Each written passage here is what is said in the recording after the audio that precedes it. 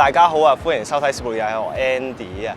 咁啊，我哋今日咧嚟到南豐紗廠做咩咧？咁啊，你見到啦，隔離啦係我哋阿 Julia 啦，係啦，咁啊邀請佢過嚟咧，咁啊試一試咧，其實咧老蛙有一支咧新嘅鏡頭喎，就係33啊0.95嘅呢支鏡頭啦，係啦，冇錯啦。咁我哋今日咧就做一做評測，實地試一試咧，睇下佢效果如何啦。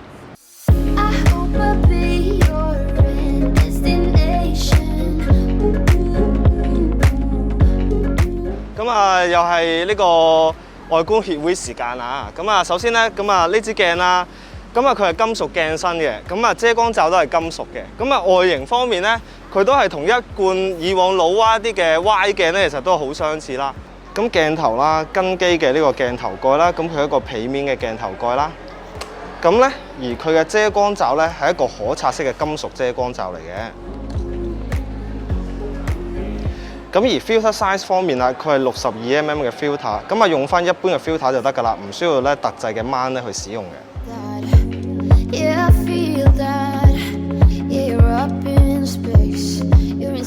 老蛙咧呢支鏡頭啦，咁佢係一支 APS-C 嘅鏡頭嚟嘅，咁佢嘅焦距咧係33mm， 就相等於咧全片幅嘅呢個50mm 左右，而佢嘅光圈咧係0.95嘅大光圈，對於咧喺一個低光環境拍攝咧係非常之有利嘅喎。咁我哋咧就一陣間試一試佢嗰個散景同埋個畫質效果係點啦。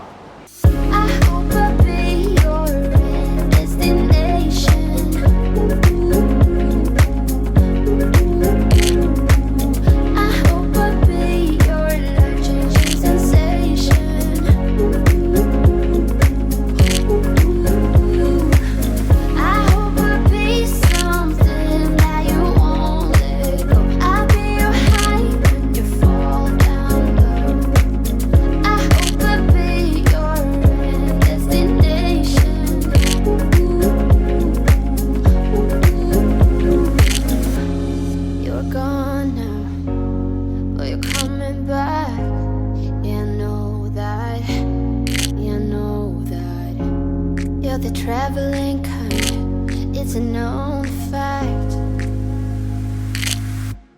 Yeah, I know that. 咁呢支咧係一支 APO 級嘅鏡頭啦，咁啊佢有效咧消除色散，對於拍攝相片嘅時候啦，對於咧消除呢個色差、色散嘅效果咧有一個唔錯嘅控制嘅。咁大家咧可以睇一睇啲相咧出嚟嘅效果係點咯。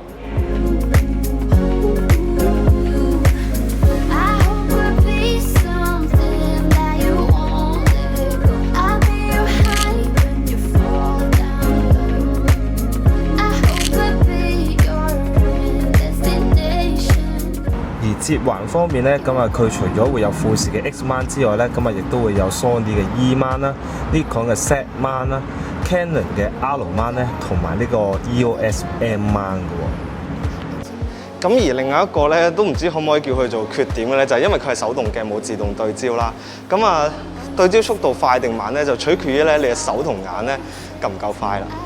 咁啊，我覺得咧而家睇嘢咧，好似周圍啲嘢越嚟越慢，究竟係我快咗啊，定係周圍啲嘢慢咗咧？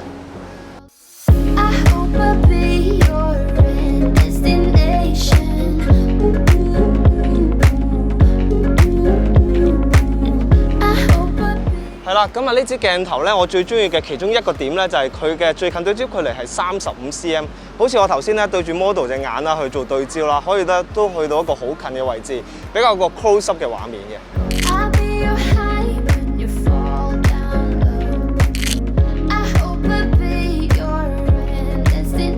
而咧，佢亦都有一個咧係較低嘅呼吸效應嘅效果啦。咁對於拍攝方面咧，咁啊運鏡會比較咧係 smooth 啲嘅。咁我哋而家試一試個效果啦。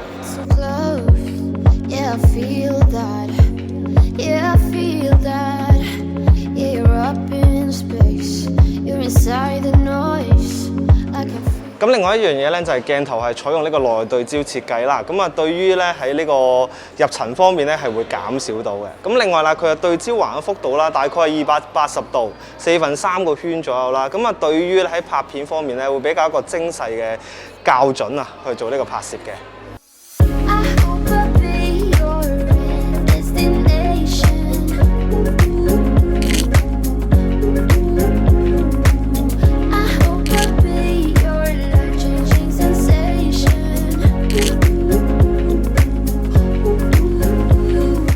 咁經過我今日咧係即係叫做簡單啦，短時間裏邊咧係做過一個實地嘅測試之後啦，咁啊試用過之後，我會覺得以一個等效焦距50mm 0.95嘅鏡頭嚟講咧，開進光圈嘅鋭利度咧，我覺得係唔錯，因為我都試過好多唔同嘅一啲嘅大光圈嘅鏡頭啦，咁啊好容易會有色散紫邊啊，甚至乎一啲係太過旋啊，有老鏡 feel 啊，或者有啲暗角嘅情況。咁但係佢鋭利度開進咧，我覺得都幾高，咁而佢嘅色散控制咧都係唔錯嘅。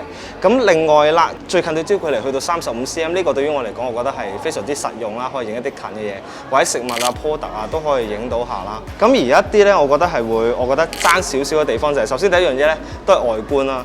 咁啊佢嘅外觀都係老蛙一般嘅鏡嘅外表啦，而唔係好似即係跟翻好似拉架 feel 咧。我覺得襯翻落去啲機度咧，例如無論襯落富士或者 ZF-C 咧，始終都係有少少爭啲冇咁襯嘅感覺。咁另外一樣嘢啦，咁佢雖然係590g 啦，但係我都覺得係有少少偏重。咁但係冇啊，大光圈鏡頭始終鏡片多，都係會比較重少少。咁而有一樣嘢咧，就係佢個無極光圈環咧，對於我嚟講咧，我覺得有兩個情況我係覺得爭少少嘅。首先咧就係雖然佢好 smooth 啦，但係亦都係 smooth 得滯，好容易咧佢已經會喐到個光圈會跳咗啦。第二樣嘢就係咧因為佢冇晶片啊，冇得咧讀取翻嗰個光圈嘅數值，其實亦都好容易喐咗之後咧，我唔知自己係咩光圈值啦。咁啊其實呢個就唔係話好大影響嘅，但係有時你真係想知道翻嘅時候咧，咁你就唔能夠會知道到咯。呢支鏡如果以一個定價3700蚊嚟講咧，我覺得叫做物有所值咯，因為始終得0.95大光圈啦，拍片影相咁佢都有咁嘅質素，我覺得呢支係唔錯，可以入手試下玩下嘅一支鏡頭嚟嘅。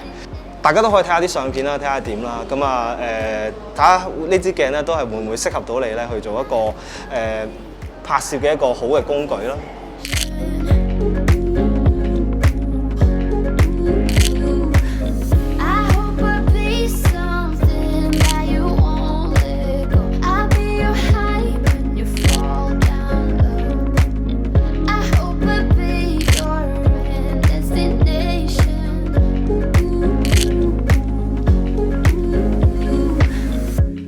好啦，我哋今日咧嘅評測就到呢度啦。咁如果中意我哋條片或者我哋嘅相嘅話咧，咁啊你可以咧 like、share 同埋 subscribe 我哋頻道啦。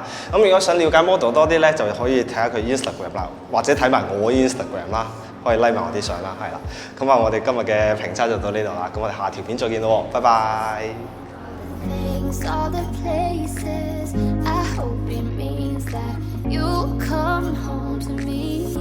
Once you travel the world, all the spaces inside your heart.